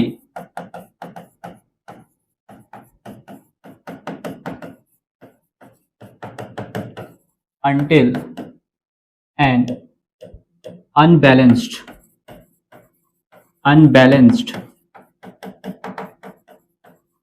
external force acts on it. So this is dear friends Newton's first law of motion. Clear है ना। तो आप ऐसा भी कह सकते हैं कि जब कभी भी आप किसी ऑब्जेक्ट के स्टेट में चेंज लाना चाहते हैं तो आपको फोर्स लगाना पड़ेगा। किसी भी वस्तु की अगर आप अवस्था में परिवर्तन करना चाहते हैं तो आपको बाह्य बल, है ना, असंतुलित बाह्य बल उस पर लगाना पड़ेगा। तो कुल मिलाकर के बात ये हो रही है कि अब यहां से जब मैं फोर्स बोलूंगा ना, बल बोलूंगा, तो वो कैसा बल है आपके पास, या उसको हम कौन सा फोर्स मान करके चलेंगे, अनबैलेंस फोर्स। क्योंकि न्यूटन के जितने भी लॉज हैं उसमें जो फोर्स वर्ड यूज किया है वो केवल और केवल वहां पर किस फोर्स का जिक्र कर रहा है, अनबैलेंस फोर्स। क्योंकि बैलेंस फोर्स पता है ना आपको, बैलेंस फोर्स मतलब तो नेट फोर्स 0 है। तो वो हमने कीवर्ड जानना था, उससे रिलेटेड क्वेश्चंस आए थे, इसलिए वो मैंने क्वेश्चन भी आपको बता दिया, कीवर्ड्स भी बता दिए। बट अब से क्या है, न्यूटन लॉज में या किसी भी आप बुक्स में पढ़ते हैं, जहां कहीं पर भी फोर्स आया है वो किसको रिप्रेजेंट कर रहा है, असंतुलित बल को, है ना, वो किसको दर्शा रहा है, असंतुलित बल। ठीक है, तो यहां से मैं भी जब बोलूंगा आपको केवल अगर बल बोल रहा हूं तो किस बल की बात कर रहा हूं मैं, असंतुलित बल की बात कर रहे हैं हम लोग। ठीक है ना। तो यहां से समझ में क्या आ रहा है कि यदि वस्तु की वेग में कोई परिवर्तन लाना है तो आपको बल लगाना पड़ेगा। ठीक है, तो क्लियर सा बात है कि बल क्या कर रहा है, वस्तु की वेग में परिवर्तन। यही हमने देखा था भाई, असंतुलित बल के लिए यही देखा था ना एक लाइन में जब लिखा था। मतलब तो असंतुलित बल को केवल बल लिख रहे हैं यहां पर, तो क्या आ जाएगा, force changes the velocity of the object. या हम यूं कहें, if you want to change the velocity of the object then you must apply force. कि अगर आप वस्तु की वेग में कुछ परिवर्तन करना चाहते हैं तो आपको बल लगाना पड़ेगा। अब एक चीज समझेंगे दोस्तों, हमने मोशन इन स्ट्रेट लाइन में पढ़ा था कि ये जो आप वेलोसिटी में चेंज ला रहे हैं ना, वेलोसिटी में चेंज, अगर आप चेंज इन वेलोसिटी करते हैं तो यहां से किस चीज का जन्म होता है, दैट इज एक्सेलरेशन। क्या होता है, एक्सेलरेशन। मतलब आप वेग में परिवर्तन कर रहे हैं, वेग में परिवर्तन कर रहे हैं, तो यहां से एक नया राशि उत्पन्न था जिसके बारे में हमने पढ़ा था, जिसको हमने क्या कहा था, त्वरण। कि समय के साथ जो वेग में परिवर्तन होता है उसे त्वरण कहते हैं।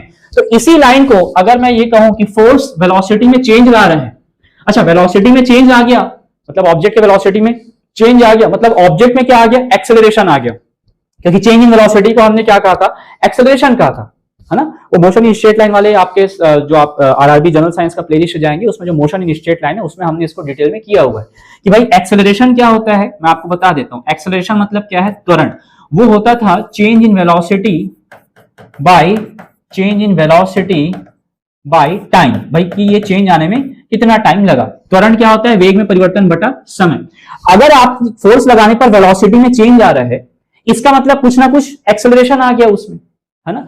तो भाई किसी भी वस्तु पर आपने बल लगाया, उसके वेग में परिवर्तन आ गया, वेग में परिवर्तन आ गया मतलब उसमें त्वरण आ गया। क्लियर है। तो जो पहली बार त्वरण को सुन ले वो बस इतना समझ ले कि वस्तु की वेग में जो परिवर्तन, तो वेग में परिवर्तन को हम क्या कह देते हैं, त्वरण कह देते हैं। मोटे मोटे तौर पे अभी आप ऐसे समझ लें।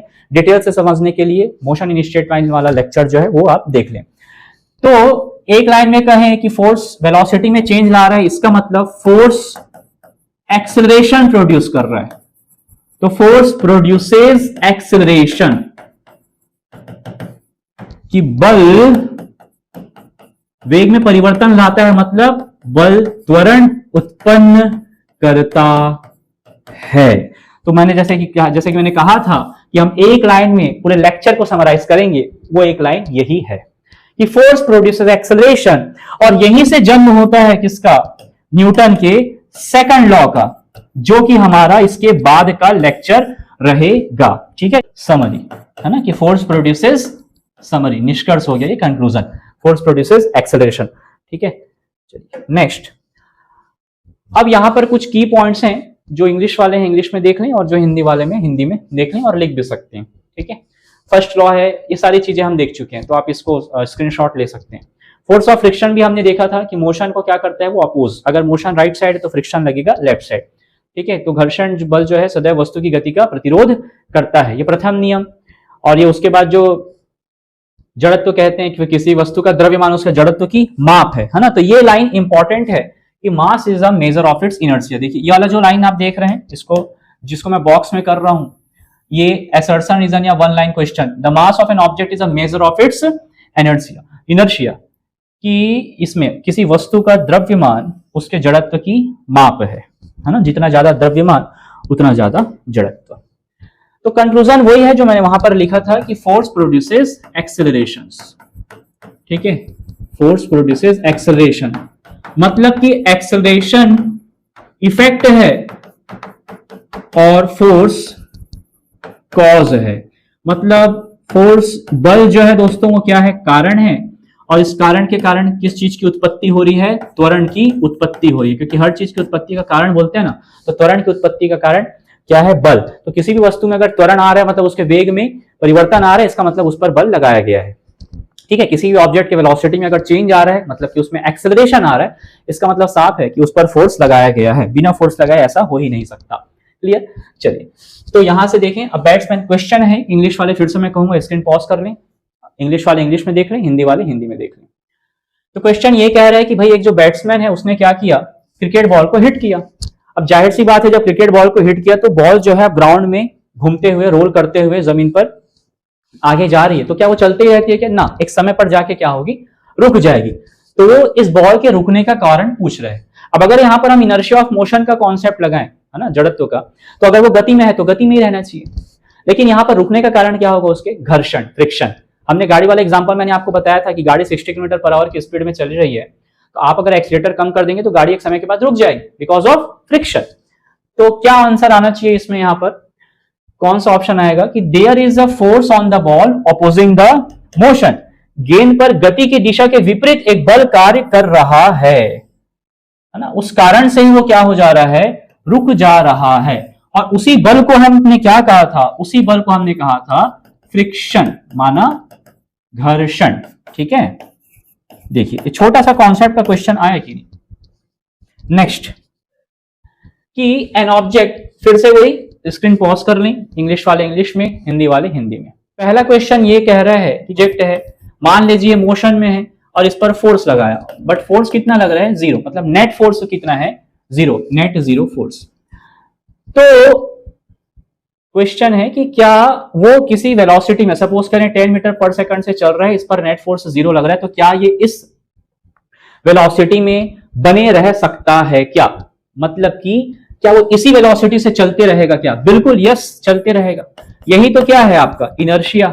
जड़त्व में हमने यही पढ़ा था ना कि भाई अगर कोई वस्तु ऑलरेडी किसी वेग से गतिमान अवस्था में है और उस पर नेट बाह्य बल शून्य है, तो उसकी एक समान वेग की अवस्था में क्यों परिवर्तन आएगा? परिवर्तन तब आता जब नेट बाह्य बल लगता। यहां पर कोई नेट एक्सटर्नल फोर्स लग ही नहीं रहा है, तो उसके स्टेट ऑफ यूनिफॉर्म वेलोसिटी में कोई भी चेंज नहीं आएगा। क्या होनी चाहिए? तो शर्त यह होनी चाहिए कि भाई नेट फोर्स तो आप नहीं लगा रहे हो, मगर उसमें घर्षण वगैरह भी नहीं होना चाहिए। तो घर्षण के कारण क्या होता है कि वस्तु जो है किसी भी वेग से चल रहा हो, एक समय के बाद रुक जाता है, तो घर्षण नहीं लगना चाहिए। ठीक है। दूसरा क्वेश्चन है, जब किसी कारपेट को आप हिट करते हैं, जैसे कारपेट है या ब्लैंकेट है, उसको क्या किया, तार पे लटक रहा है, उसको डंडा से मारा, तो उससे धूल अलग होते हैं, है ना। तो इसको भी समझेंगे, समझिएगा। सपोज करिए कारपेट है, अब मैंने इसको यहां से हिट किया। अब जब हिट करने से क्या होता है, भाई फोर्स तो लगा कारपेट पे, बट ये जो डस्ट पार्टिकल्स हैं पूरे सरफेस पर फैले हुए हैं, तो डायरेक्ट क्या हमने डस्ट पार्टिकल पर फोर्स लगाया क्या? नहीं, कारपेट पर लगाया, तो कारपेट पीछे होगा। अब चूंकि जो बल है वो सीधे डस्ट यानी जो कण है उन पर नहीं लगा, तो इनर्शिया के कारण, जड़त्व के कारण वो जो कण है वो वहीं के वहीं बने रहेंगे, और जो कारपेट है उस पर चूंकि फोर्स लगा वो पीछे हो जाएगा। तो हमको ऐसा लगता है कि धूल जो है वहां से निकल करके बाहर आ रहा है, जबकि वास्तविकता यह है कि जो धूल के कण हैं वो वहीं के वहीं बने हुए हैं, क्योंकि उन पर सीधा बल नहीं लगा, इसलिए वो अपने विराम अवस्था के जड़त्व के कारण अपनी जगह पर बने हुए हैं, और जो कारपेट है वो पीछे चला गया बल लगने के कारण। तो इस तरीके से धूल के कण वहीं के वहीं रह गए, कारपेट पीछे चले गया। तो ऐसा प्रतीत होता है कि मानो जो धूल है वो कारपेट से निकल करके बाहर आ गया। ठीक है, तो किसके कारण हो रहा है दोस्तों? जड़त्व के कारण हो रहा है। तो हमको कॉन्सेप्ट लेना है, क्योंकि हमको वहां पर लिखना तो है नहीं, विकल्प में से चुनना है, तो बस यही तरीका है ना। अच्छा, बस की छत पर रखे सामान को रस्सी से क्यों बांधा जाता है? सिंपल सा लॉजिक है दोस्तों। अगर ये बस है, इस तरीके से क्या लिया हमने, ये बस ले लिया, ठीक है ना। अब ये बस ले लिया, ठीक है, एक मोटे तौर पे समझिएगा, इसके ऊपर रख दिया सामान। अब सपोज करें बस चल रहा है 80 किलोमीटर पर आवर की स्पीड से। क्लियर है? बस के डिजाइन में ना जाए, कॉन्सेप्ट ले। तो जब बस चल रहा है 80 किलोमीटर पर आवर की स्पीड से, तो सामान उसके ऊपर रखा है, वो भी कितने से चल रहा है? 80 किलोमीटर पर आवर की स्पीड से। अब बस ड्राइवर ने क्या किया, अचानक से ब्रेक लगाया, तो क्या होगा? बस तो रुक जाएगी, बट इनर्शिया के कारण ये जो सामान रखा हुआ है इसकी प्रवृत्ति क्या है कि ये अपने जड़त्व के कारण अभी भी अपने इसी रफ्तार को, 80 किलोमीटर प्रति घंटे की रफ्तार को बनाए रखने की इसकी प्रवृत्ति रहेगी, जिसके कारण से बस तो रुक जाएगा, मगर ये उस रफ्तार से आगे खिसक जाएगा, आगे बढ़ता हुआ चला जाएगा और रोड में गिर जाएगा सामान। तो इसीलिए इसको क्या किया जाता है? बांध के रखा जाता है, क्योंकि इसकी टेंडेंसी है ना भाई, जिस स्पीड में बस है उसी वही यहां पर पूछा गया कि रस्सी से क्यों बांधा जाता है। चलिए नेक्स्ट ये है कि विच ऑफ द, देख लें इंग्लिश वाले इंग्लिश मीडियम वाले, है ना, और हिंदी मीडियम वाले स्क्रीन को पॉज कर लें और कोशिश करें बनाने का, फिर सॉल्यूशन देखें कि इनमें से कौन सा ऑप्शन जो है वो न्यूटन के फर्स्ट लॉ को एक्सप्लेन कर रहा है या उसका एग्जांपल है। क्लियर है? तो स्टेप बाय स्टेप सबको देख लेते हैं कि when we stop pedalling the cycle starts to slow down, कि भाई पैडल मारना जब बंद कर देते हैं तो साइकिल धीमी होने लगती है। ये तो खैर फ्रिक्शन के कारण होता है ना, ये हमने पहले भी देखा है एग्जाम्पल में। क्लियर है? दूसरा है कि while catching a fast approaching cricket ball, क्या होता है कि जब कभी भी आप भी क्रिकेट खेलोगे, जब हम कैच पकड़ते हैं तो हाथ को थोड़ा सा पीछे देते हैं, अगर ना लें तो वो फोर्स ज्यादा लगेगा और चोट लग सकता है। सेकंड लॉ का एग्जांपल है ये, मतलब ये नेक्स्ट लेक्चर में हम पढ़ेंगे जब सेकंड लॉ ऑफ फोर्स पढ़ेंगे तब।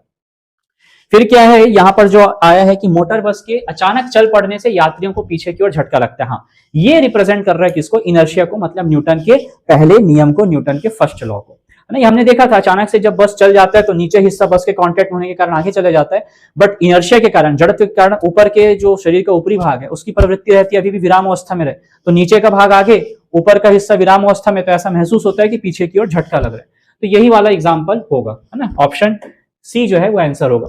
What is the other name of Newton's first law? तो इसको हम कहते हैं लॉ ऑफ इनर्शिया, जड़त्व का नियम, क्योंकि कहीं ना कहीं जो न्यूटन का पहला नियम है वो क्या बन रहा है कि भाई वस्तु अगर विराम अवस्था में है या एक समान वेग अवस्था में है, गतिमान में है, तो उस अवस्था में तब तक बना रहेगा जब तक बाह्य बल न लगाया जाए। तो कहीं ना कहीं वो किस गुण की बात कर रहा है, उस गुण के कारण जिस कारण से वो अपने अवस्था में परिवर्तन का विरोध करता है। तो इसीलिए वो जड़त्व को परिभाषित करता है। तो यहां पर एक पॉइंट लिखेंगे, Newton's first law defines inertia, है ना, क्योंकि फर्स्ट लॉ यही बोलता है जब तक फोर्स नहीं लगाओगे तब तक ऑब्जेक्ट अपने स्टेट में, जिस भी स्टेट में है उसी स्टेट में बना रहेगा। किस प्रॉपर्टी के कारण बने, इनर्शिया के कारण।